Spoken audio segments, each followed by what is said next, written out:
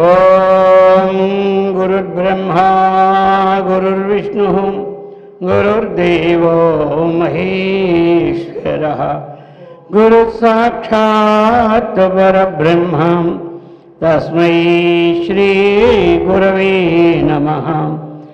ఓం శంకరం శంకరాచార్యం కేశవం బాదరాయణం సూత్రభాష్యకృతౌ వందే భగవంతో పునః పునః. ఓం యుక్తాహార వికారాయ వివిక్తస్థలవాసినే మలయాళయతీంద్రాయ బ్రహ్మనిష్టాయతే నమః. ఓం కృష్ణం కమలపత్రాక్షం పుణ్యశ్రవణకీర్తనం వాసుదేవం జగద్యోనిం నౌమి నారాయణం హరిం. ఓం సర్వమంగళమాంగళ్యే శివే సర్వార్థసాధికే శరణ్యే త్ర్యంబకే గౌరీ నారాయణి నమోస్తుతే. ఓం సహనావతు సహనౌ భునక్తు సహ వీర్యం కరవావహై తేజస్వినావధీతమస్తు మా విద్విషావహై. ఓం శాంతి శాంతి. హరి ఓం తత్సత్. ఓం హరే రామ రామ రామ హరే హరే, హరే కృష్ణ కృష్ణ కృష్ణ హరే హరే, హరే రామ రామ హరే హరే,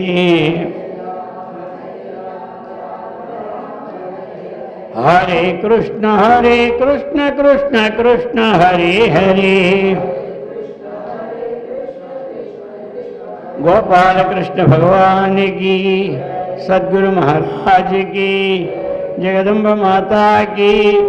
హర నమ పార్వతీపతే, హర హర మహాదేవ్. పవిత్రాత్మ స్వరూపులకు ప్రియాత్మ బంధువులారా, శ్రీమద్ శంకరాచార్య విరచిత ప్రబోధ సుధాకరం, అందులో 35వ శ్లోకం. లోకో నా పుత్రస్యాస్తి శ్రుత్యాస్య కః ప్రభాషితో లోకః ముక్తి సంసరణం వా తదన్యలోకో అథవా నాద్యః. లోకో నా పుత్రస్యాస్తి శ్రుత్యాస్య కః ప్రభాషితో లోకః ముక్తి సంసరణం వా తదన్యలోకో అథవా నాద్యః. ఇంతవరకు ఈ శరీరం యొక్క దేహనింద, విషయనింద, ఈ ప్రకరణాలన్నీ అయినాయి. ఇప్పుడు లోకంలో ఒక వాక్యం ఉంది, అపుత్రస్య గతిర్నాస్తి అని. పుత్రులు లేనిదే మోక్షం లేదని అర్థమైంది కదా. అపుత్రస్య గతిర్నాస్తి అని అందరిలో జీర్ణించిపోయింది విషయం. అందుకని దాన్ని ఇక్కడ చెప్తున్నారు ఆచార్యులు. లోకో నా పుత్ర అస్యాస్తి. లోకః జనులో ఏమి అపుత్రస్య గతిర్నాస్తి అంటారు కదా, అది శ్రుత్యస్య కః ప్రభాషితో లోకః. శాస్త్రము కూడా లోకః ఈ జనానికి చక్కగా శాస్త్రము చెప్తుంది, అలాగనే లోకం కూడా చెబుతున్నారు. ప్రభాషిత అంటే బాగుగా చెప్తూ ఉన్నారన్నమాట. అది అయితే మరి ఇది అపుత్రస్య పుత్రులు లేని వారికి ఏమి లోకము లేదు అన్నారు. అంటే శృతివాక్యం చేత ఏమిటి, కొడుకులు లేని వాటి మానవునకు ఏ లోకము లేదు అంటే మరి ఇక్కడ ఏ లోకం ఉన్నట్టు ఏ లోకం లేనట్టు అని ప్రశ్న అన్నమాట. కాబట్టి పుత్రులు ఉంటేనే లోకం ఉంటుంది, పుత్రులు లేకపోతే లోకం లేదు అన్నదానికి 3 ప్రశ్నలు వేస్తూ ఉన్నారు మరి ఆచార్యుల వారు. ఎట్లా లోకం లేదు, లేకపోతే ఏమున్నది, అది లోకం లేదు అంటే ఏమిటి, ఒకటి ముక్తి మోక్షలోకం లేదా, అథవా సంసరణం మళ్ళీ జన్మే లేదా, అథవా తదన్యలోక 3 ఇచ్చున్నారు కింద చరణంలో. కాబట్టి ఒకటి ముక్తి లోకం లేదన్నారా, పుత్రులు లేని వాడికి ఇంక ముక్తే రాదా, అది ముక్తి లోకమా, లేక సంసరణమా వాడికి ఇంక పుట్టుకే లేదా, లేక తదన్యలోకంలో ఏమిటి మనకున్నాయి ఇప్పుడు పైన 7 లోకాలు ఉన్నాయి. ఓం భూహోం సోహోం మహాహోం జనహోం తపోహం సత్యం అని రోజు ముక్కు పట్టుకొని ఇవన్నీ తలుస్తుంటాం. అది మంత్రులు గారు ఏం చేస్తే ముక్కు పట్టుకో అంటారు, ముక్కు పట్టుకొని ఏం చెప్తారు, ఓం భూహో అంటే భూలోకం భూర్లోకం స్వర్లోకం మహాలోకం జనలోకం తపోలోకం, ఈ 7 లోకాలు లేవా, అథవా ఆతల వితల సుతల తలాతల రసాతల మహాతల పాతాల లోకాలు, 7 లేవా, ఏ లోకాలు 3, తదన్యలోక అంటే ఇవి లేవా అని ఈ ప్రకారముగా. ఎందుకని పుత్రులు లేని వారికి లోకం లేదు అని స్థితి చెప్పినప్పుడు ఇక్కడ ఏది లేదు అనేది విచారణ. అది ఇక ముక్తే అన్నాడు అనుకోండి, అది చెప్పారు. నా ఆద్య ఆ ముక్క అనడానికి వీలే లేదన్నాడు. ఆ శ్లోకంలోనే చివరగా చెప్పారు కదా, నా ఆద్య అంటే ముక్తి సంసరణం తదన్యలోక 3, 1 2 3, మూడిట్లో ఏది మొట్టమొదటి ఉంది,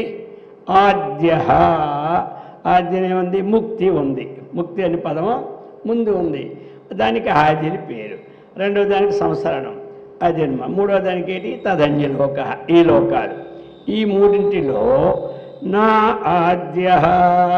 ఆద్య అంటే మోక్షము లేదు అన్నటువంటి మాట కుదరదు. మోక్షం లేదు అన్నమాట.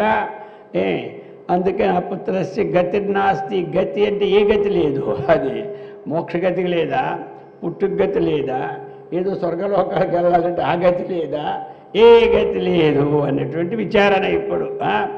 లేకపోతే అయ్యో మోక్షమే లేదే ఆ పుత్రుడు అంటే పుత్రహాని కొంతమంది వ్యాఖ్యానం చేస్తుంటారు. పున్నామ నరకాత్ త్రాయితే ఇది పుత్ర, త్ర 2 శబ్దాలు ఉన్నాయి కదా. పు అంటే పున్నామ నరకాత్, త్ర అంటే త్రాయితే రక్షింపబడతాడు కాబట్టి పుత్ర శబ్దానికి ఉత్పత్తి అర్థం కూడా చెబుతూనే ఉంటుంటారు. తెలియదు కదా, అందుచేత ఇక్కడ విచారణ చేస్తున్నారు. అది ఇందులో ఉన్నవి 3, అందులో నాద్య నాస్తి. ఇంకా చెప్తున్నారు ఇప్పుడు ఇందులో 36. సర్వేపి పుత్రభాజన్ముక్తౌ సంస్మృతిర్భవతి శ్రవణాదయోపి ఉపాయాః మృషా భవేయుః తృతీయేపి. అయ్యా సర్వేపి పుత్రభాజః తంతు ముక్తౌ సంస్మృతిః భవతి శ్రవణాదయః అపి ఉపాయాః మృషా భవేయుః తృతీయేపి. చెప్తున్నారు ఇక్కడ ఏమిటయా, పుత్రభాజ అంటే పుత్రులు కలిగిన వారిని ఏమంటారు, పుత్రభాజ. ధనభాజ, ధనం కలిగిన వారిని ఏమంటారు, ధనభాజ. అలాగనే పుత్రులు కలిగిన వారికి పుత్రభాజ. కాబట్టి సర్వేపి పుత్రులు కలిగిన వారుగా ఏమి అందరూ ఉండవచ్చును. సర్వేపి పుత్రులు కాని వారుగా ఉండవచ్చును. ఉంటే తన్ముక్తో ఆ ముక్తి అన్నటువంటి విషయమునందు ఆ తత్వమునందు ఏమి వారు చెప్తూ ఉన్నారు. ముక్తి హేతు సంశ్రుతి పుత్రులు కనుట అన్నటువంటిది ఉన్న ముక్తికి సాధనం కానిటువంటి ఉదాహరణలు కూడా ఉన్నాయి. మరి పుత్రులంటే ముక్తి పొందాలి కదా, అది చెప్తున్నారు. బట్టి పుత్రులంటే ముక్తి పొందాలి అంటే జడభరతుడికి పుత్రులు ఉన్నారు, జడభరతుడికి పుత్రులు ఉన్నారు. మరి పుత్రులు ఉంటే మళ్ళీ ఆయన చచ్చిన తర్వాత అందరికీ తెలుసు ఏమై పుట్టాడంటే జంకై పుట్టాడు. అర్థమైందా? మరి పుత్రులుంటే ముక్తి వస్తుంది అంటే మరి జంకమై పుట్ట కర్మ ఎందుకు ఆయనకి? అందుచేత నా హత్య అది పదం వర్తించడానికి వీలే లేదు. మరి సరే, ఇంకా ఇంకొక ఉదాహరణ కూడా తీసుకున్నారు. ఎలాగంటే ఈ రాజ్యంలో నహుషుడు అనే గొప్పవాడు ఉన్నాడు, చాలా గొప్పవాడు నహుషుడు అనమాట, మహారాజు. ఆ నహుషుడు అనేటువంటి తీసుకుపోయారు ఇక్కడ దేవలోకం. దేవేంద్రుడు పెద్దం మీద పెట్టి దేవేంద్రుడు ఒక 2 నెలలు ఏదో కారణం వల్ల ఆయన పాపాన్ని నన్ను అనుభవించడానికి 2 నెలలు సెలవు పెట్టి ఆయన జపం చేసుకుంటున్నాడు. అర్థమైందా? ఇక ఇప్పుడు ఎవడు ఈయన పెట్టాలా? ఎవరున్నారు? లోకం నహుషుడిని తీసుకెళ్ళి పెట్టారు. మరి నహుషుడికి అంత సంతానాలు ఉన్నాయి బాగానే, సంతానం లేనివాడేం కాదు. ఈయన పెట్టాడు. ఈయన పెట్టిన తర్వాత ఏదో ఎక్కడికి వెళ్తే ఏమిటి, లోపల రాగం పోకపోతే అది ఎక్కడా బంధమే. మనకెవడు బంధిస్తాడు, ఎవడు బంధించడు? మన రాగమే మనకి బంధం అన్నమాట. మన ద్వేషమే మనకి బంధం, మన అహంవృత్తియే మనకు బంధం. మన బంధించేవాడు ఎవడు 3 లోకాలు ఎవ్వడూ లేడు. అర్థమైంది కదా? మన రాగద్వేషాలే, మన అహంకారమే, మన అజ్ఞానమే మనకు బంధిస్తుంది. మరి అతడు ఏమైపోయాడు? అప్పుడు శచీదేవి, నేను ఇంద్రుడిని కదా, ఆ ఇంద్రుడు లేడు కదా ఇప్పుడు, కాబట్టి శచీదేవిని కోరాడు. ఎవరు? ఈ నహుషుడు. అక్కడ దేవేంద్రుడు అయిన తర్వాత సరే ఆయమ్మ దగ్గరికి వెళ్ళి చెప్పారు. ఆ సప్తమహా ఋషుల్ని వశిష్ఠుడినేమో అడిగింది ఏం చేయాలి ఇప్పుడని. ఏం చేయాలంటే ఒక మాట చెప్పు, 7 ఋషుల ద్వారా పల్లకితో మోసుకొస్తే నీ కోరిక తీరుస్తానని చెప్పన్నారు. ఇక 7 ఋషులు ఉన్నారు, అగస్త్యుడు ఉన్నాడు, వీళ్ళున్నారు, అందరూ మొత్తం వీళ్ళందరూ కలిసి పల్లకి మోసుకెళ్తున్నారు. అప్పుడు కూడా ఆయనకి ఏంటంటే యాతన అనమాట. అప్పుడు ఏమిటి, సర్ప అన్నాడు. అంటే సరస్సుగతో తొందరగా వెళ్ళండి అయ్యా అన్నాడు. అప్పుడు కుంభసంభుడు చూశాడు, నీకు మేము మోస్తున్నది చాలు, ఎందుకంటే నిన్ను తీసుకొచ్చి పెట్టిన తర్వాత వీరు వేసిన వృక్షాన్ని తానే కొట్టడం ఎందుకనేసి మేము ఊరుకున్నాం, అయినా సరే మోస్తూ ఉన్నాం, కాబట్టి నీకు ఇంకా లాభం లేదు, నీ పాపం పండింది కాబట్టి సర్పోభవ అన్నాడు. ఇప్పుడు మరి అలాగా మరి ఈ యొక్క పుత్రులు ఉన్నవాడికి మోక్షం వస్తే ఏ శాపం ఫలించకూడదు కదా మనకి. మోక్షానికి వచ్చినప్పుడు ఇంకే శాపాలు ఫలిస్తే మనకి ఫలించకూడదు కదా. మరి ఇప్పుడు ఏమైనా ఆయన దేవేంద్ర పదవిలో ఉండి కూడా కొండ సెలవు అయిపోయినాడు. అలాగా అంటే మనకు అర్థం ఏంటి ఇక్కడ, పుత్రుడు ఉంటే మోక్షం వస్తుందన్న మాటకి ఆ మోక్షం వచ్చినప్పుడు ఈ శాపాలన్నీ పోవాలి కదా, మరి ఆ జంకై పుట్టకూడదు కదా. అందుచేత అదంతా పుత్రస్య గతిర్నాస్తి, ఆ మాట కేవలం దానికోసమే కాదయా అని చెప్తూ ఉన్నారు. ఈ ప్రకారముగా సర్వేపి పుత్రభాజా ముక్తో సంస్కృతిర్భవతి. ఇంకా అలాగైతే ఏం తెలుసా, ఎక్కడైతే మొత్తం లోకంలో ఎవ్వడు ఇంకో పుట్టకూడదు, ఇక ముక్తి అయిపోవాలి. ఎంత పుత్రుడు పుట్టాడా మరి ముక్తి వచ్చేయాలి అంతే. ఇంక ఈ శ్రవణాదయోపి ఉపాయ మృషా భవేయు. ఇంకెందుకు ఈ శ్రవణం, ఈ మననం, ఈ ఆశ్రమాలు కట్టుకోవడం, ఈ దేవాలయ గుళ్ళు కట్టుకోవడం, రోజు ఈ సత్సంగాలు తెచ్చుకోవడం, ఈ సన్యాసులు అవ్వడము, ఆశ్రమాలు పెట్టుకోవడము, మీరంతా రావడము వినడము ఇవన్నీ వ్యర్థమన్నమాట. అందుకే చెప్తున్నాడు శ్రవణాదయ అపి ఉపాయ, శ్రవణాదులు ఈ ఉపాయాలన్నీ ఇవన్నమాట. అర్థమైందా? ఈ ఉపాయాలన్నీ మృషా భవేయు, వ్యర్థం అవ్వాలి. అందుచేత కాబట్టి వ్యర్థం అవ్వాలి.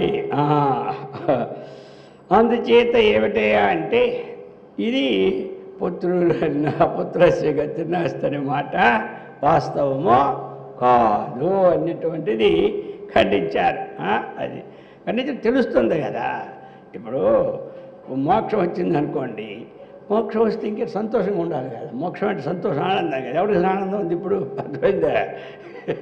కొంతమంది పుత్రులు పెట్టారు, ఆడికి మోక్షమా పాడా? అర్థమైందా? దుర్యోధన అక్కడ ధృతరాష్ట్రుడికి ఏమంటారా? ఇప్పుడు ఆనందమా ముక్తి పొందాడా పాడా? ఏదో ఒకటి, ఏదో శ్రావణం చేసి మరణం చేసి తర్వాత ఏడ్చుకొని ఆ సంజీని చెప్పి ఈ సంజీని చెప్పి ఎన్ని చెబితే తెలుగు పెట్టి తోలు ఎన్నాళ్ళు ఉతికినా నలుపే కానీ తెలుపు రాదట. అర్థమైందా? ఏదో తర్వాత అనేక రకరకాలుగా వేసి భగవంతుని కొరడుతూ ఇది ఎక్కడం కానీ, అంతేగాని ఆ మొక్కలు వాళ్ళు ఉంటే మోక్షం వస్తే ఇంకేం కావాలి? అర్థమైంది కదా. అందుకని ఇది చాలా వరకు ఏమి ఇది అందుచేత పుత్రస్య గతి నాస్తి అన్నారు. గతి అంటే ఏంటి? ఎక్కడికి గమనం, అది ఏ స్థానం, ఏ స్థానం చెప్పుకోవాలి మనం. ఇప్పుడు పోనీ మోక్ష స్థానం చెప్పుకున్నామంటే ఈ మోక్షము పొందడానికి అటువంటి వాళ్ళందరూ మళ్ళీ జన్మెత్తాడు. ఆయన సర్పం ఎత్తి తెచ్చినాడు, ఈయన జంక ఎత్తినాడు. ఇన్ని కర్మలు ఎందుకో పుత్రులు ఉన్నప్పుడు. అందుచేత ఆ వాక్యం ఏదైనా ప్రమాణపూర్వకంగానే ఖండిస్తారు. అర్థమైంది? ఏదో వాళ్ళని చెప్పి మసుబుసు గాలిని మాయలు లేవు. అర్థమైంది కదా. శంకరాచార్యుల వారిగా ఆయన ఒక ప్రమాణం ఉండాలి. ఆ ప్రమాణం ఇతరులు ఒప్పుకోవాలి. అర్థమైంది కదా. మొన్నటి విషయుడు ఒప్పేసుకున్నాడు. ఏమి అయ్యా నాకు తెలిసిపోయింది ఇప్పుడు, అద్వైతం అంటే ఏమిటి, ద్వైతం అయితే ఏమిటో, అందుకే నేను ఒప్పేసుకోను అన్నాడు. మళ్ళీ అది ఒప్పుకుంటాడు. సామాన్యంగా శాస్త్ర విరుద్ధంగా ఉంటే ఆ విధంగా భవేయు తృతీయేపి, ఆ మూడో పక్షం కూడా కుదరదని చెప్తూ ఉన్నాడు. చెప్తాడు దాని విషయం కూడా. అందుచేత ఇక ముక్తి అంటే ఆనందం. ఆ ఆనందం కలుగుతుందా? ఎవరి పొడి మోక్షం సంగతి అలాగండి. ఈ పుత్రుడు పుట్టిన తర్వాత ఆనందం కలుగుతుందా అంటే ఎంతవరకు కలుగుతుంది ఆనందం? అది ఆ విషయాలు కూడా వస్తాయి ఇప్పుడు. అది చేత ఇప్పుడు చెప్తూ ఉన్నారు. ఈ ప్రకారంగా ఇక 37 తత్ప్రాప్తి ఉపాయ సత్వాత్ ద్వితీయ పక్షేపి అపుత్రస్య పుత్రేష్ట్యాదికయాగ ప్రవృత్తయే వేదవాదో అయం. తత్ప్రాప్తి ఉపాయ సత్వాత్ ద్వితీయ పక్షే అపి అపుత్రస్య పుత్రేష్ట్యాదికయేగ ప్రవృత్తయే వేదవాదః అయం. అయితే మరి ఈ వేదవాదం ఎందుకు, దేనికోసం ఈ యొక్క నానుడు వచ్చింది అన్నటువంటి చెప్తున్నారు ఇప్పుడు. తత్ప్రాప్తి ఉపాయ సత్వా ద్వితీయ పక్షే. ద్వితీయ పక్షే అంటే ఏమిటి? సంసరణం, మళ్ళా పుట్టడము ఉందా లేదా అన్నటువంటిది పుడుతూ ఉన్నారు. అందుకే సంసరణము లేదు అనే మాట కూడా లేదు, జన్మకు రాడు అనే మాట లేదు. ఏమి అతనికి జన్మ ఎత్తడు మోక్షం వస్తుంది అన్నమాట కూడా లేదు. సంసరణం అంటే మొదటి చెప్పాడు పుట్టడమే కదా. మరి ఏదో పుట్టినారు కదా వాళ్ళు, మోక్షము లేదు పుట్టడము తప్పలేదు. 2 దెబ్బలు ఒకేదానికి 2 దెబ్బలు అయిపోయినట్టే డిప్రెషన్లుగా. ఇక ఇప్పుడు ఎందుకు అంటే చెప్తూ ఉన్నారు, ఇది ఎందుకు వచ్చింది ఈ ముక్క అంటే వేదములో అపుత్రస్య గతి నాస్తి అన్న పదానికి ఏమిటంటే పుత్రకామేష్టాది యాగం చేస్తే పుత్రుడు పుడతాడు అన్న మాట ఏమి వేదంలో చెప్పినటువంటి విషయం చెయ్యడానికి ఇది ముఖ్య రూపం, అది గౌణ రూపం అన్నమాట. అందుచేత ముఖ్య రూపం ఏమిటి? పుత్రేష్ట్యాధిక యాగ ప్రవృత్తయే వేదవాదో అయం. అయం వేదవాద. ఈ వేదవాదం అంటే వేదం చెప్పినటువంటి వాక్కులు ఏమి అవి దేనికోసమయ్యా అంటే పుత్రేష్ట్యాది యాగ ప్రవృత్తయే. అయ్యా చేయండి, పుత్రయాకామేష్టి యాగం చేస్తే నీకు పుత్రులు పుడతారు, ఇది అన్నమాట. అందుకనే దశరథుడు ఏం చేశాడు? పుత్రకామేష్టి యాగం చేసినాడు. అంటే పేరు ఆయన ఎంతమందో చేసుకున్నారు, ఎంతమందికి పుట్టినాడు. అందుచేత అటువంటి పుత్రకామేష్టి యాగమునందు ప్రవృత్తి ఉండడానికి యజేత స్వర్గకామ. అరే ఇక్కడికి కూర్చొని అనవసరంగా కాలం గడుపుతావేమిటి? టైము ఉన్న డబ్బుల్లో సద్వినియోగం చేసుకో కాస్త అని వాడిని ఒక ప్రేరేపించి వృధా పనులు చేయకుండా నీకు స్వర్గలోకం వస్తుందిరే, అక్కడికి వెళ్ళు, ఇక్కడికన్నా అక్కడ హాయిగా ఉంటావు అని చెప్తే అరే ఇంకోటి ఉందే స్వర్గం కాబట్టి వెళ్ళాలి నేను, ఎందుకు మరి సరే ఏమైపోయింది అవతారికి ఇచ్చినా బోల్డ్ రాస్తుంది కదా, ఏమైపోయింది దానికోసం ఈయన కోట్లు ఖర్చు ఏమిటే అని చెప్పి ఆ స్వర్గానికి ఏదో యజ్ఞయాగాలు చేసుకొని కాస్త యజ్ఞదాన ధర్మాలు చేసుకుంటే మంచిది కదా అని ప్రవృత్తి పుట్టాల. అందుచేతనేది ఇటువంటి స్వర్గలోకాదులను కూడా పోతాడు, పోయిన వాళ్ళు చాలామంది ఉన్నారు కదా. అందుచేత ఈ లోకమునందు కాస్త ఏ పని లేకుండా అటు ఇటు వ్యర్థ పనులు చేసే కన్నా ఒక మంచి పనులు చేయడానికి యజేత స్వర్గకామ. నువ్వు స్వర్గం కావాలి అంటే ఏం చేయాలి? యజేత జ్యోతిష్ఠోమాది యాగేనా, జ్యోతిష్ఠోమాది అగ్నిష్ఠోమాది యాగాలు చేస్తే ఏమొస్తుంది? నీకు స్వర్గం వస్తుంది. అర్థమైంది కదా. అలాగనే పుత్రకామేష్టి యాగ ప్రవృత్తి కోసము ఏం చెప్పాడు? ఇది చెప్పాడు. అపుత్రస్య గతిర్నాస్తి అనే వాక్యము వేద సమన్వయం, ఇది ముఖ్య ఉద్దేశం, అది గౌణ ఉద్దేశం అన్నమాట. అర్థమైంది కదా. ఈ ముఖ్యమైన ప్రవృత్తి లేనివాడు ఏం చేస్తాడు? ఏదో త్యాగం చేస్తే పుత్రుడైనా పుడతాడు, ఆ పుడితే నాకు స్వర్గమైన దొరుకుతుంది, లేకపోతే మోక్షమైన వస్తుంది, ఒక భ్రాంతి ఉంటుంది కదా. ఆ ఉండడం వల్ల ఈ పని చేయడానికైనా ముందుకు వస్తాడు. వేదం యొక్క అభిప్రాయం ఇది అని చెప్తూ ఉన్నారన్నమాట. ఈ ప్రకారముగా తత్ప్రాప్తి ఉపాయత్వాత్. కాబట్టి ముక్తిని ఇహలోకములకు భిన్నమైన అపరలోకాలు ఏవైతే ఉన్నాయో తత్ప్రాప్తి ఉపాయత్వాత్. ఉపాయత్వాత్ అంటే ఇతరమైన లోకాల ఉపాయాలు ఉన్నాయి, కానీ ఇతర లోకాల ఉపాయాలు కూడా ఏమిటి అంటే కొన్ని దగ్గర చెప్పడము ఒక ఉపాసన, కొన్ని దగ్గర యాగాలు ఉంటాయి, కొన్ని దగ్గరలో ఏం చెప్తారు? నువ్వు చక్కగా విష్ణువుని ఉపాసించావంటే వైకుంఠాన్ని పొందుతావు, శివుని ఉపాసించావంటే చక్కగా నీవు ఆ యొక్క కైలాసాన్ని పొందుతావు. కొన్ని ఇవి కూడా ఉన్నాయి ఉపాసనలకి. అలాగనే మరి నువ్వు చక్కగా ఆ శ్రీకృష్ణ పరమాత్మను ఉపాసించావంటే నువ్వు గోలోకం వెళ్తావు. అర్థమైంది కదా. అలాగా ఇవన్నీ ఈ లోకాల కొన్ని ఉపాసనలకి ఆ విధులు కొన్ని ఉన్నాయి లోకంలో, అది చెప్తున్నారన్నమాట. తత్ప్రాప్తి ఉపాయ సత్వాత్ ద్వితీయ పక్షేపి అపుత్రస్య. ద్వితీయ పక్షంలో కూడా సంసరతి ఉన్నది, సంసరతి లేకపోవడం అనేది లేదు.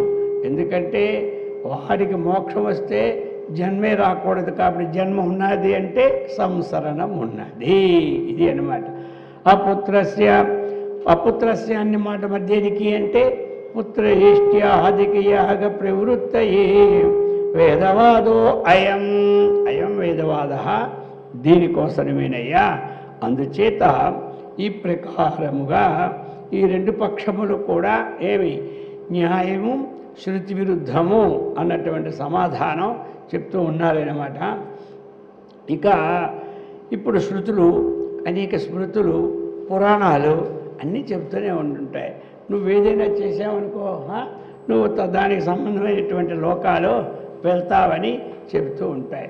కానీ ఉపాసకులకి ఏమిటి అంటే ఈ ఉపాసన చేసేవారు చక్కగా ఆ లోకం వెళ్తారు, ఈ లోకం వెళ్తారు అన్నటువంటి విషయాలు కూడా ఉన్నాయి. ఆ లోకాలు పోతుంటారు. మళ్ళీ ఈ లోకంలో మనకు తెలిసిందే ఏ లోకం వెళ్ళినా ఎక్కడ రాకుండా ఉండడం అనేది లేదన్నమాట. అర్థమైంది కదా. ఎక్కడికి వెళ్ళినా ఆ బ్రహ్మ భువనాల్లోక పునరావర్తినో అర్జున మమపేత్యత కౌంతేయ పునర్జన్మ నా విద్యతే. అక్కడ పర్యంతము ఇక్కడ నుంచి ఎక్కడికి వెళ్ళినా గమనాగమనుడు వస్తూనే ఉండాలి. క్షీణే పుణ్యే మధ్యలోకం విశంతి అన్నటువంటి విషయాన్ని ఇక్కడ మనకి వ్యక్తపరిచారన్నమాట. ఈ వ్యక్తపరిచి ఆ విషయాన్ని ఇంకా విపులీకరణ మనకి చేస్తూ ఉన్నారు. ఈ విధంగా చెప్పి ఇక ఆత్యంతిక సుఖం, మోక్షం అంటే ఏమిటి? మనకి ఆత్యంతిక సుఖం, మోక్ష పదానికి అర్థం ఏమిటి?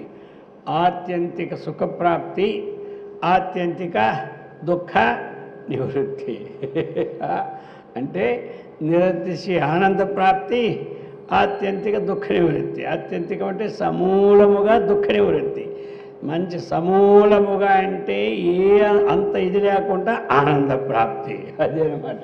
అందుచేత కొంతమంది ఏమంటారు, ఆత్యంతిక దుఃఖ నివృత్తి, సమూలముగా దుఃఖం పోవడము, నిరతిశయ ఆనంద ప్రాప్తి. మోక్షబ్దానికి అర్థం ఏమిటి? మోక్షబ్దానికి అర్థం అడుగుతారు ఎవరైనా. మోక్షం అంటే ఏమిటి అని. ఏమిటంటే ఏమి చెప్తాం మనము?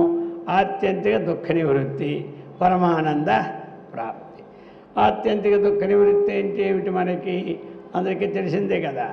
ఆధ్యాత్మికము, ఆది భౌతికము, ఆది దైవకము, ఈ మూడు దుఃఖాలు నివృత్తి.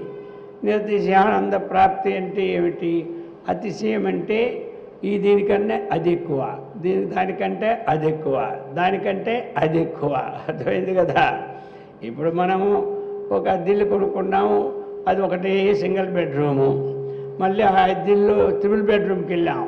ఇప్పుడు దీనికన్నా అది సుఖమన్నమాట, అన్నీ పెట్టుకోవచ్చు.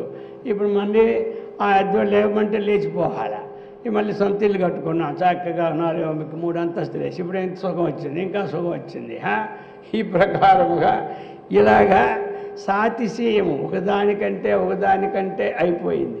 సరే పోడి మనం కట్టుకుంది అంతనే సంతోషం ఉందా? ఆ పక్కన అక్కడ కమ్యూనిటీ హాల్ పెట్టేసి అక్కడ 15 కోట్లు బ్రహ్మాండమైన విల్లాస్ బర్త్డే ఉంది. వీడికి అప్పటికే అయిపోయింది. ఒకసారి ఏదో వ్రతం చేసి పిలిచినారు, అక్కడ పోయినాడు. అయ్యో మంది ఏమి దీని దగ్గర బాగలేదే అని. మరి అది ఉంటే మంచిదేమో, అది ఎక్కడ వరకు వస్తుంది? 10-15 కోట్లు. ఇప్పుడు అర్థమైందా?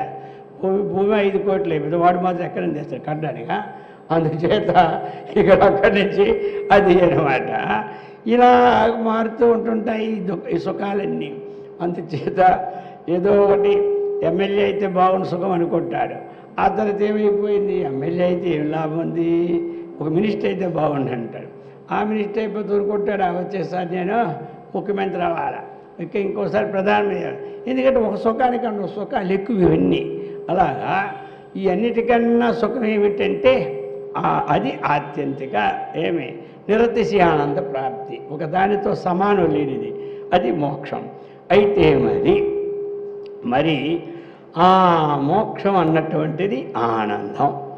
ఇది ఎందుకంటే ఈ మోక్షము గతి అంటే మోక్షము, గతి అంటే స్వర్గాది లోకాలు ఒకటి. ఇంకా స్వర్గాది లోకాలన్నీ ఇక్కడికే రావాలా. అందుకే పుట్టుకు లేకపోవడం అంటూ లేదు, ఒకటి అయిపోయిందా. ఇంకా ఈ స్వర్గాది లోకాలు వెళ్ళినా అక్కడేమీ సుఖం లేదు, మళ్ళీ రావాల్సింది ఉంది. కాబట్టి మోక్షం అన్ని ఆ పుత్రస్య గతి. ఇంకా ఏం గతి వాడికి? ఇంకా మోక్షం అంటే ఆవిడ ప్రయత్నం ఇచ్చేది ఏం మోక్షం వస్తుంది? ఇప్పుడు కొన్ని ఏమిటంటే దాని ఎందుకు పుట్టడానికి చుడతారు. శ్రీశైలం శిఖరం దృష్ట్యా పునర్జన్మ నా విద్యతే. వెళ్ళే వాళ్ళని శిఖరం చూస్తున్న పునర్జన్మే లేకపోతే ఇంకేమి పునర్జన్మ లేదని మాట ఏమీ లేదు. అర్థమైంది కదా. అందుచేత ఈ మాట ఏమి చేసింది తెలిసిందా? ఆ యొక్క పార్వతి కూడా నమ్మకం వచ్చేసింది. శ్రీశైలం శిఖరం దృష్ట్యా పునర్జన్మ నవిద్యతే అని. ఏమిటంటే అందరూ మన కైలాసం వెళ్ళిపోస్తే మనకు ఉండడానికి స్థానం ఉంటుందా అన్నది. ఎవరు నీ ఒక్కో సతకాల వీళ్ళందరూ వచ్చేవాళ్ళు అంటావా? సరే నేను ఒక పని చేస్తాను చూడని చెప్పి ఇద్దరు వృద్ధ బ్రాహ్మణులుగా తయారైపోయారు. తయారైపోయిన శివుడేమో ఆ నీటిలో స్నానానికి దిగాడు. దిగేసరికి మునిగిపోయాడు. మునిగిపోతే ఇప్పుడు ఆ శిఖరం చూశారు, వీళ్ళు పవిత్రం అయిపోయారు కదా. ఆ స్నానం చేసినప్పుడు పవిత్రం అయిపోతున్నాడు కదా. గంగా పాపం ఇంకా పాపమే లేదు కదా ఎవరికైనా. అయితే మునిగిపోతున్నాడు. ఈవిడేమిటి అరో కేకలేస్తుంది. పార్వతి అయ్యో మా ఆయన మునిగిపోతున్నాడు. అయ్యో చాలామంది వచ్చారు, ముందు తీసేద్దామని. ఒకటి ఎవడు పాపం లేనివాడో వాడు ముట్టుకొని తీయాలి, లేకపోతే వాడు వెంటనే బుర్రభద్రైపోద్ది. వీళ్ళందరూ చూశారు. నీ దుంపాదేగా పాపం లేనివాడు ఎవడు ఉంటాడు లోకంలో? మరి ఈడేమో అక్కడికి వెళ్ళి మునిగితే పాపం పోద్దంటాడు. గంగా పాపం పోయిందా? శిఖరం మరి మోక్షం వచ్చినప్పుడు పాపం ఏంటి ఇంక పాడుగాను? అర్థమైంది కదా. ఇప్పుడు మోక్షం వచ్చిందంటే ఇంక పాపం లేదు, నా పుణ్యం లేదు, ఏమీ లేదు. అర్థమైంది కదా. నా పుణ్యం, నా పాపం, నా సుఖం, నా దుఃఖం, చిదానంద రూపం శివోహం. సరే ఇక అండి ఎవ్వడు పోలేదు. కేకలే మిగులు కానీ ఒక్కడు కూడా నేను స్నానం చేశాను నాకు పాపం పోయింది అన్నమాట ఒకడు లేడు. శిఖరం చూశాను నాకు పాపం పోయింది కదా, నేను ముట్టుకుంటూ ఏమైపోయింది, నాకే మోక్షం వచ్చింది కదా అనే మాట ఒక్కడికి లేదనమాట. ఇప్పుడు లాస్ట్కి ఏమైపోయింది, ఒక వేశ్య వచ్చిందనమాట. వచ్చిన తర్వాత ఆ అమ్మ అన్నది, అయ్యయ్యో నేను ఏమిటి ఒకటి గుర్తుపెట్టుకో, నాకేం పాపం అమ్మ, నేనేమో శిఖరం చూసి వచ్చిన. అర్థమైంది కదా. ఇందులో స్నానం చేసిన ఈ కృష్ణానదిలో, ఈ నది పాపం పోతుంది చెప్పింది కదా. అందుచేత నా పాపను నువ్వు పక్క పో, నేను తీసుకొస్తానని అప్పుడు ఆయన పైకి తీసుకొచ్చింది. అప్పుడు ఇద్దరు కూడా ఆ అమ్మకు ప్రత్యక్షం అయ్యారు, నిజరూపం చూపెట్టారు. పార్వతి చూసావు కదా అన్నాడు. ఇలా ఉంటుంది. అర్థమైంది కదా. ఇది అనమాట. ఇది ఎవరికి నమ్మకమా పాడా ఏదో. అందుచేత ఈ ప్రకారంగా ఎందుకే నమ్మితే ఏమన్నారు, మనకి సొమ్ము నమ్మకపోతే దుమ్ము అన్నారా. అంటే సాక్షాత్ మోక్షాన్ని కలిగించి ఏమీ లేవు. కాశ్యాం మరణాన్ముక్తి, ఇవన్నీ ముక్తులేని పదాలు. అపుత్రస్య గతిర్నాస్తి, ఇవన్నీ ఒక మంచి పని చేయడానికి ఒక మార్గంలో వాళ్ళకి హేతువులు చూపెట్టడం అనమాట. అందుకే అది చాలామంది నాకేమిలే 10 మంది పుత్రులున్నారు, నాకు హాయిగా మోక్షం వచ్చేసింది అని ముక్కను పట్టుకొని అనుకుంటే అది మోక్షం కాదు కదా. ఇంక తిరగా అశాంతే కానీ శాంతి లేదని చెబుతున్నాడు. ఈ ప్రకారంగా చెప్పి ఇప్పుడు 38 నానా శరీర కష్టై ధనం వ్యయైః సాధ్యతే పుత్ర ఉత్పన్న మాత్రపుత్రే జీవిత చింతా గరీయసి తస్య. నానా శరీర కష్టై ధనం వ్యయైః సాధ్యతే పుత్ర ఉత్పన్న మాత్రపుత్రే జీవిత చింతా గరీయసి తస్య. అయ్యా, నానా శరీర కష్టముల చేత ధనం వ్యయముల చేత పుత్రుడిని సాధిస్తూ ఉన్నాడు. అర్థమైంది కదా. ఊరికొస్తాడా? ఆ పెళ్లి కాకముందు ఇప్పుడు ఎన్ని తంటాలు. ఒక్కొక్కటి 20 సంబంధాలు చూస్తూ ఉంటుంటాడు. వీళ్ళకు కుదిరితే వాళ్ళకు కుదరదు, వాళ్ళకు కుదిరితే వీళ్ళకు కుదరదు. అర్థమైపోయింది కదా. అంతా కుదిరి ఇంటికి వచ్చారా, ఆవిడ మాట వినకపోతే మర్నాడు జెండాపై కపిరాజు. అర్థమైంది కదా. ఇప్పుడు ఎలా వచ్చిందంటే వచ్చింది గొడవ, ఎన్ని కష్టాలు. అర్థమైందా. అందులోనికి ఇప్పుడు కూడా ఇంకా కష్టాలు ఎక్కువైపోయాయి. పూర్వం ఎన్ని కష్టాలు లేవా, ఏదో కొంత కష్టాలా. ఇప్పుడు పెళ్ళి కావడమే కష్టమైపోయింది, పిల్లల సంగతి తర్వాత. ఏమండి అదేనమాట. ఇప్పుడు ముందు అదేనమాట. ఎవరో పెళ్ళి అయితే చాలు రా అని మొక్కుతున్నారు, అది అయిపోయాయి. పెళ్ళి అయిపోయింది. పెళ్ళి అయిపోయిన తర్వాత పూర్వం ఏమిటంటే 10 ఏళ్ళైనా నిర్విచారంగా ఉండేవాడు. ఇప్పుడు వాడి మోకం చూసి ఈడు మోకం చూసి సంవత్సరం 2 సంవత్సరాలు వేసరికి ఉంటూ ఈ పిల్లకి ఇంకా సంతానం లేదే, ఇంకా సంతానం లేదే, ఇంకా ముసలైపోయినట్టుగా అర్థమైంది కదా. ఇంక వీళ్ళు గోల వాళ్ళు గోల, ఆ పక్కలు గోల ఈ పక్కలు గోల, ఏమిటో అందరూ అనుకోవడమే, అందరూ అనుకోవడమే. అలా నీరసైపోతున్నారు వాళ్ళు, అర్థమైంది కదా. కొంతమంది ఇప్పుడు ఎందుకంటే సంతానం తర్వాత చూసుకుందామంటారు, కొంతమంది ఎందుకు ఆ పాట పడితే ఇప్పుడే చూసుకోవాలంటారు కొంతమంది. ఒకటి కాదు వచ్చింది గోల. సరే ఏదో గోలతో ఇప్పుడు కలగలేదు, 3 ఏళ్ళు కలగలే, 4 ఏళ్ళు కలగలే, ఇప్పుడు మొదలెడతారనమాట. ఏది చేస్తే కలుగుతుంది, నువ్వు వెళ్ళాలి, ఏమి అక్కడ పోవాలి, 3 రోజులు అక్కడ తిండి మానేసి ఉండాలి సుబ్రహ్మణ్య స్వామి దగ్గర, అక్కడి నుంచి రావాలి. ఒకటి అయిపోయిందా, కాలస్తులు 3 రోజులు తపస్సు చేయాలి, అక్కడి నుంచి రావాలి, ఇక్కడి నుంచి పోవాలి, ఇక్కడెక్కడ లేకపోతే నువ్వు కేదారిపోయి రావాలి. ఇంకిలాగా నానా శరీర కష్టై. ఇక కొంతమందికి ఏం చేస్తాడు, నువ్వు 41 రోజు చింతపండు తినకూడదు, టమాటా పులుపు తినకూడదు, నువ్వు ఏ తిన్నా నీకు కలగదు, మళ్ళీ అది ఒకటి బాధ అనమాట. ఇక ఏం చేస్తారు, సచ్చి అర్థమైంది కదా. నోటికి పడకపోయినా అది తినకుండా నువ్వు సంతోషమా పూజ చేయాలి. అది చేసిన తర్వాత పులుపు ఏమి తినకూడదు, 40 రోజుల దాకా ఎక్కడ తినకూడదు, ఎక్కడ పులుపు కలిసినా నీ వ్రతం మళ్ళీ 40 రోజులు మొదలెట్టాలా. ఇందుకు చెప్తున్నాడు అనమాట. ఈ ప్రకారముగా నానా శరీర కష్టై, మళ్ళీ ఎంత ధన వ్యయ వరకు వస్తాయా. ఇప్పుడు పోయామంటే ఎంత డబ్బు, ఇప్పుడు ట్రైన్ టికెట్లే బోల్డ్ అయిపోతున్నాయి, అర్థమైంది. రాను పో 4-5 వేలు ఖర్చు, అక్కడ ఒక 5 వేలు ఖర్చు, 10 సార్లు వెళ్తే 1,00,000 అయిపోయింది. ఆయన ఉన్న జీతం నెలకు 30,000 ఎక్కడ తెస్తాను ఇవన్నీ. అందుచేత నానా శరీర కష్టై ధనం వ్యయ సాధ్యతే పుత్ర. ఏదో మొత్తం మీద ఆచార్యుల వారు కూడా తల్లిదండ్రులు ఎంతో కష్టపడి తపస్సు చేసినారు, చేస్తే అప్పుడు పుట్టాడు ఈయన, అర్థమైంది కదా. ఆ యొక్క చంద్రశేఖర గారికి ఆ పూర్ణ నదీ తీరంలో అక్కడ.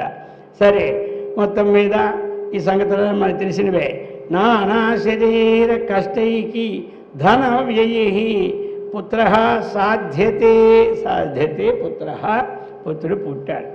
ఓని పుట్టడని ఏమైనా ఉందా? ఇక ఉత్పన్న పుత్రమాత్రేణ జీవిత చింతా గరీయసి.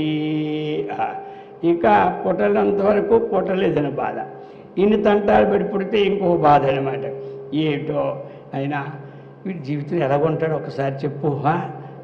వాడు పుట్టిన నెలనాడే మొత్తం అప్పుడు మళ్ళీ ఈడు ఎలాగుంటాడో, వీడేమైనా మంచివాడిగానే ఉంటాడంటాడా? వాడు ఏదైనా దొంగ అవుతాడు అన్నాడు అనుకో, మళ్ళీ వీడేడు జారుడు అయిపోతాడు అన్నాడు అనుకో. అందుకే హాయిగా ఉండడం మంచి పని, ఎందుకు అసూయ పెట్టుకోవడం ఎందుకు, మళ్ళీ ఆ తంటాలు పట్టడం ఎందుకు. వీడికి బహుభార్య యోగం ఉందన్నాడు అనుకో, అరే ఒక భార్యతో నేను సత్తన్నాను కదా, వీడు 10 భార్యలు తెరబోతుంటాడు, వీడికి ఇప్పటి నుంచే టెన్షన్ అనమాట, అర్థమైంది కదా. అందుచేత పుట్టినవాడు వాడు దొంగ అవుతాడో తెలీదు, దూరం అవుతాడో తెలీదు, అర్థమైంది కదా, ఏమవుతాడో కూడా తెలుసా. అందుచేత ఈ ప్రకారముగా ఏదో ఒకటి. సరే వారికి ఏదైనా కొంతమంది పుట్టినప్పుడే ఏదో రోగం వచ్చింది గొడవ, అర్థమైందే. అప్పుడే ఆపరేషన్ ప్రారంభం. ఎన్నాళ్ళంటే ఎప్పుడో ఆపరేషన్. ఇప్పుడంతా సంవత్సరంలోపే కొంతమంది పిల్లలకి 2-3 ఆపరేషన్ చేసి పారేస్తున్నారు, అలాంటి సౌకర్యాలు వచ్చేసాయి. ఇక దీంతో ఏమవుతుంది, ఇది బతుకుతాడా బతకడు, వీడు బట్టైనా కట్టుకుంటాడా లేదో. బట్ట కట్టుకోవడం లేదంటే పెద్దది కదా బట్ట కొట్టుకోవడానికి, అన్నీ అనుమానాలే అనమాట. ఇంక దీంతో ఏమైపోయింది, ఈ ప్రకారముగా ఉత్పన్న మాత్ర పుత్రే జీవిత చింతా గరీయసి తస్య పుత్రస్య జీవిత చింతా గరీయసి. అయ్యా అది ఇంకా మళ్ళీ గొప్పగా గొప్ప బాధ అని చెప్తున్నారు. చింతా గరీయసి, అందుకే చింతా చితయోర్మధ్యే చింతా ఏవ గరీయసి, అందుకే ఇక్కడ కూడా చింత గరీయసి.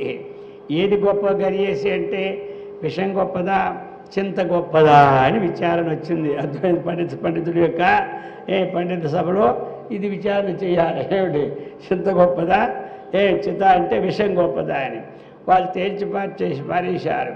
చింతే గొప్పది. అదేమిటయ్యా, విషం తింటే సస్తాడు కదా, చింత గొప్పదంటే నీ మొహం సంతకాలు ఇంకో పండితుడు పట్టుకున్నాడు. విషం గొప్పదనాలని. అదే విషం ఈ శరీరాన్ని చంపుతుందిరా, చింత ఈ 100 శరీరాలు ఇస్తే చంపుతూనే ఉంటుంటారు అన్నారు. అప్పుడు ఈ పండితులు అనుకున్నాడు, ఈ కిటికీల పాయింట్ నాకు తెలియలేదే, ఎన్నాళ్ళు నేను విషమే గొప్పది అనుకున్నాడు అన్నాడు. అందుచేత అన్నిటికంటే గొప్పదేమిటి, చింతే గొప్పది. దేనికి గొప్పది? మానవుడికి కృషింపజేయడానికి. అంత గొప్పదని చెప్పి చింత పెట్టుకుంటారు. ఏమి అన్నిటికన్నా ఆత్మ గొప్పదన్నారు, అన్నిటికన్నా చింత గొప్పదన్నారు. అయితే చింతే బాగుంది అనుకో, ఇది రెండు. అందుచేత అలా కాకుండా ఇది అది చెప్తున్నారు. ఇక్కడ మళ్ళీ చెప్తున్నారు ఏమి, అదే ఇప్పుడు చెప్తున్నారు అనమాట. పుట్టినప్పుడు వాడు ఏ విధంగా ఉంటాడా అని ఇప్పుడు భావన ఈ శ్లోకం అన్నమాట. జీవన్నపి కిం మూర్ఖః ప్రాజ్ఞః కిం సుశీలభాగ్ భవితా జారః చౌరః పిశునః పతితః ద్యోతప్రియః క్రూరః. ఇది చంతగరీయసి. అర్థమైంది కదా. వాడు పుట్టాడు. జీవన్ అపి కిం మూర్ఖః ప్రాజ్ఞః కిం సుశీలభాక్ భవితా జారః చౌరః పిశునః పతితః ద్యూతః ప్రియః క్రూరః. ఇన్ని ఆలోచనలు. పుట్టినాడు అయిగా ఉండకూడదా? ఏమిటో వీడి మంచివాడు మూర్ఖుడు అవుతాడా, అజ్ఞానం అవుతాడా, లేక ప్రాజ్ఞ తెలివిగలవాడు అవుతాడా? ఇది ఒక చింత. వీడు సుశీల భాగ్యం. సుశీల అంటే మంచి శీలము గలవాడిని ఏమంటారు? సుశీలురు అంటారు. వారెవరు కానీ స్త్రీలు కానీ పురుషులు కానీ వీళ్ళందరినీ సుశీలురు అంటారనమాట. వాగ్భవిత సుశీల భాక్ అంటే మంచి గుణం గలవారు. అది జారహ వీడు జారుడు అవుతాడేమో తెలియదు, చౌరహ దొంగ అవుతాడేమో తెలియదు, పిశునహ మరీ పిశుని కొట్టాడనమాట. అర్థమైంది కదా. ఇలా ఎంగిలి చేతితో అలా దులిపితే ఎక్కడ జారిపోయి కాకులు తినేస్తాయో అని ఆ చెయ్యి కూడా ఎక్కడ దులుపుకొని అతనికి వెళ్తాడు. అది వాడు అసలు పిశుడు అనమాట. పతిత ఏదైనా వీడు పతితుడైపోతాడేమో. పతితుడు అంటే ఒక భ్రష్టాచారంగా వెళ్ళిపోయి ఇక అలాగా లేనిపోయినటువంటి వ్యవహారాలు పట్టుకుంటాడు. కాబట్టి ద్యూతప్రియ. ఇంకా ఏంటి, వీడు జోదమునందు ఒకవేళ ఎక్కువ ప్రియ అయిపోతాడేమో. క్రూర అధర్మ కార్యాలేమో చేస్తాడేమో. ఇది అనమాట. అర్థమైంది కదా అని చెప్తున్నారు. అయ్యా నీవు ఏది లేదనుకుంటుంటావు, లేదన్నప్పుడల్లా ఉన్న తర్వాత వచ్చే విషయాలు కూడా ఎన్ని ఉన్నాయో లోకంలో చూస్తున్నావా? అందుచేత ఏదో ప్రారంభ విషయాలు వచ్చిందా చూసుకో, రాలేదా చింతపడకు. అర్థమైంది కదా. అంతా మన మంచికో అనుకో. ఏమంటారా? అంతా మన మంచికే. పుట్టాడా ఒక మంచికే, పుట్టలేదా ఇంకో మంచికే. అర్థమైంది కదా. ఇక నేను ఈ బంధంలో పడిపోయాను అంటాడు.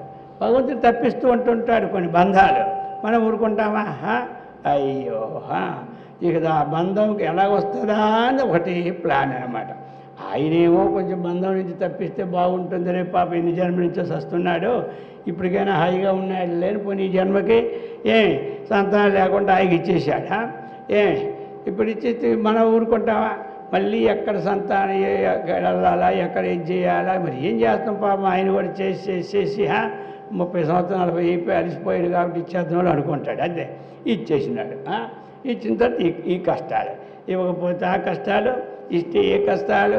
అందుకే ఏం చెప్పాడు? దుఃఖ శోకమయం ఇది. అందుకే చెప్తున్నాడు. ఇంకా అది కాదు, పుత్రులు పుట్టిన తర్వాత ఇంకొక ప్లాన్ కూడా చెప్తున్నారు ఆచార్యులు వారు. ఎన్ని కిటికీల పాయింట్లు పెట్టేస్తున్నారు. నువ్వేమి చింత లేకుండా ఉండు, ఇవన్నీ ఒకటి పోతే ఒకటి వచ్చి పడుతుంటాయి అని 40వ శ్లోకంలో పితృమాతృబంధుఘాతి మనసః ఖేదాయ జాయతే పుత్రః చింతయతి తాత నిధనం పుత్రో ద్రవ్యాద్యధీశతా హేతోః పితృమాతృ బంధుఘాతీ మనసః ఖేదాయ జాయతే పుత్రః చింతయతి తాత నిధనం పుత్రః ద్రవ్యాత్ అధీశతా హేతోః. ఇంకా ఎలాంటిదంటే పితృమాతృ బంధుఘాతి మనసః ఖేదాయ జాయతే పుత్రః. కొంతమంది ఏమిటంటే తల్లికి దుఃఖాన్ని కలిగిస్తారు, తండ్రికి దుఃఖాన్ని కలిగిస్తారు, బంధువులకి దుఃఖాన్ని కలిగిస్తూ ఉంటుంటారు. కాబట్టి మనసః ఖేదాయ, ఆ మనస్సు దుఃఖము కొరకే పుట్టాడు, మాకు దుఃఖాన్ని కలిగించడానికే పుట్టాడు అనిపిస్తాడు ఒక్కొక్కసారి అన్నమాట. అర్థమైంది కదా? వీడు పుట్టపోయినా బాగుండేమో, మళ్ళీ పుట్టిన తర్వాత ఏదో బాధ.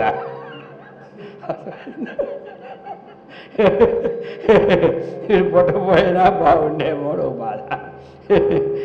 అర్థమైంది? ఇప్పుడు కొంతమంది ఏంటి పుట్టినప్పుడు కూడా పాపం వాళ్ళకి ఏమీ స్పర్శే ఉండదు.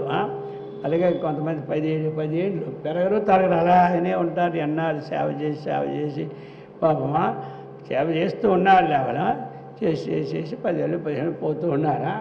అది సరే, ఇది అలా కాదు, బాగున్నా సరే అనమాట. ఏమిటి తెలుసా? ఈ ప్రకారముగా చింతయ్యేది. ఇంకోటి ఉంది ఇక్కడ విశేషణం.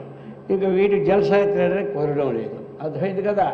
ఇంట్లోని ఆస్తులు ఉన్నాయి, ఓ పదవికి వెళ్ళాలంటే బయటికి రానివాడు. అర్థమైందే? ఓ పదవిలో ఉండాలంటే బయటికి రానివాడు. పోనీ ఏదో ఉన్నాయి, ఒక డబ్బు తీసి ఖర్చు పెడదామంటే కుదరదు, వాడికి ఒక దురాలోచన వస్తుందట. తాత నిధనం. ఆ తాత అంటే తండ్రి, కొడుకు అంటే తండ్రి అని అర్థం. ఇక్కడ ఏమిటంటే హే తాత అంటే ఓ తండ్రి అని. తెలుగులో తాత అంటే తండ్రి, సంస్కృతిలో తాత అంటే తండ్రి అనమాట. అది తన తండ్రిని ఏమంటారో తాత అని శబ్దం కూడా ఉంది, పితృ శబ్దం ఉంది, తాత శబ్దం ఉంది. అందుచేత తాత అంటే తండ్రి అనమాట. తండ్రి యొక్క తాతస్య నిధనం, తాత నిధనం. అప్పుడు ఏం చేస్తాడు? ఇతడేమిటి? ద్రవ్యాది అధీశతా హేతో పుత్ర. ఈ ద్రవ్యానికి నేను అధీశుడు కావాలి. వీడు ఎప్పుడు చస్తాడో తెలియదు. వీడు చచ్చిన తర్వాత నేను ఎక్కడ అవుతాను, కాబట్టి ముందే వీడికి ఏదో పని పెడితే మంచిది కదా అని. నిధనం అంటే చావు, ఇంకేమీ లే. నిధనం అంటే ఏమిటే? చావు. తాత నిధనం అంటే తండ్రి చావు ఎలా చేస్తాడో అని ఆలోచన అనమాట. వీడిని ఎలాగ ఇక్కడి నుంచి ఓడగొట్టాలి ఈ లోకం నుంచి ఆలోచన చేసేవాళ్ళు కొంతమంది చూస్తున్నాం కదా లోకంలో. వాళ్ళ దానికి అడ్డొస్తే వాడు తండ్రి లేదు, తాత లేడు, ఎవడు లేడు. అర్థమైంది కదా? అది అనమాట. ఆ పని కూడా దిగుతాడు. చూసా నువ్వేమో, అర్థమైంది కదా? ఎంతో కష్టపడి చేస్తూ ఉన్నావు. మరి వారి బతికి ఎలా ఉంది చూసారు? ఇప్పుడు ఇలా ఉంది పరిస్థితి. అందుకే లేదు అన్నదానికి నీకే వాడు ఇప్పుడు శత్రువు అవుతున్నాడు. అర్థమైంది కదా? నువ్వు ఇప్పుడు ఏం చేస్తావు? వీడి పరిస్థితిని చూసి నువ్వే దూరం ఉండడానికి ఆలోచిస్తావు. అర్థమైందా? మంచోడైతే ఏం చేస్తాడు? నాయన నీకేం వద్దురా, నీదంతా నీకే కదా, నేనే అడుక్కుంటానులే, నువ్వు తాళాన్ని తీసుకుని ఇచ్చేస్తాడు. అర్థమైంది కదా? ఇక మామూలుడైతే ఏం చేస్తాడు? ఇంక ఇవ్వడు, వాడు సావడు, రెండు రోజు గందరగోళమైనమాట. అది అనమాట. అర్థమైంది కదా? ఈ ప్రకారంగా ఈ పరిస్థితులు ఇలా ఉన్నాయన్నమాట. అందుకు చింతయతి తాత నిధనం. ఎందుకయ్యా? ద్రవ్యాది అధీశత హేతో. కారణం ఏమిటి? ఈ ద్రవ్యానికి నేనే ఉండాలా, నా మాటే సాగాలి, నేను ఎన్ని కోట్లు ఖర్చు పెట్టినా వద్దనకూడదు. అర్థమైందా? ఆ కారణం లోపల ఉంచుకొని ఈ పని చేయడానికి కూడా మొదలెడతాడట. అది చెప్తూ ఉన్నారు.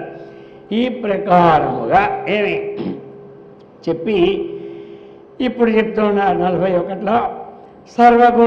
సర్వగుణైరుపపన్న పుత్ర కస్యాపి కుత్రచిద్ భవతి సో అల్పాయు రుగ్నో వాహి అనపత్యో వా తథాపి ఖేదా భేదాయ సర్వగుణైరుపపన్నః పుత్రః కస్యాపి కుత్రచిద్భవతి సో అల్పాయురుగ్నో వాహి అనపత్యో వా తథాపి ఖేదాయ.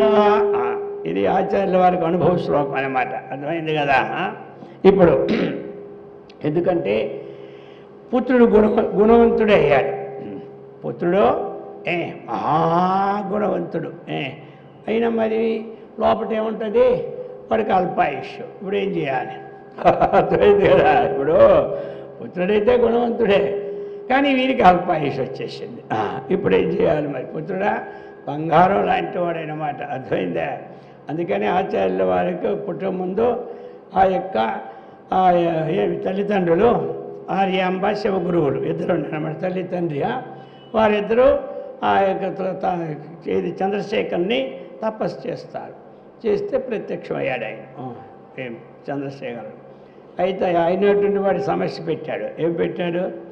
నీకు అల్పాయుష్కుడే ఉండి ఈ లోకానికి ప్రఖ్యాతిగాంచిన వాడు కావాలా, దీర్ఘాయుష్కి ఇచ్చి మీకు అపకీర్తికర వాడు కావాలా అన్నాడు. ఇది ఇప్పుడు చూసావా, ఇదేమిటిది?